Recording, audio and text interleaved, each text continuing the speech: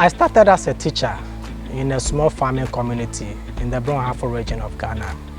And after teaching for 2 years without salary, life became unbearable for me in terms of catering for my rent, food, and even sending money home.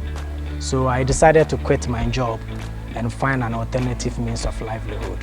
During my days as a teacher, there was a cultural competition in our school.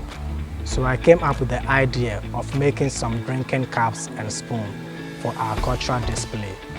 Fortunately for us, we placed second in the competition, and also some teachers liked the products and placed some others.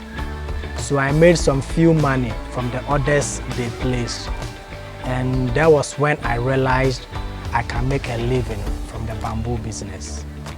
Ghana Bamboo Crafts is a business I set up, and we produce mugs, water bottles, cosmetic containers, and other bamboo products.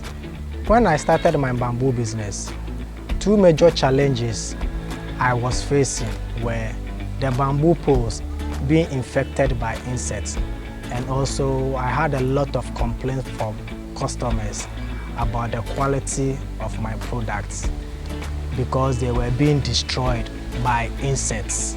This affected my sales and also revenue. My relationship with INBAR has really helped me a lot. I've had the opportunity to participate in training workshops on business management, treatment of bamboo and its preservation. Also, I've had the opportunity to embark on study tours to Ethiopia and Kenya under the Inter-Africa and South-South Triangular Cooperation Program. I must say, it's really an eye-opener for me in terms of seeing what other countries are also doing differently in bamboo.